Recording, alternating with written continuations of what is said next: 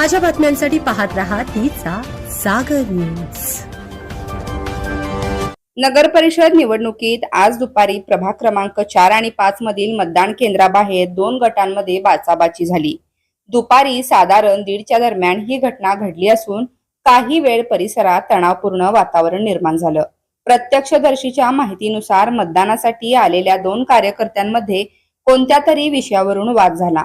पाहता पाहता हा वाद इतका वाढला गेला आणि दोन्ही बाजूंचे समर्थक एकमेकांशी तणावपूर्ण स्वरूपात भिडले गेले। परिस्थिती गंभीर होत चालली हे लक्षात येताच पोलिसांनी तत्काळ हस्तक्षेप केला।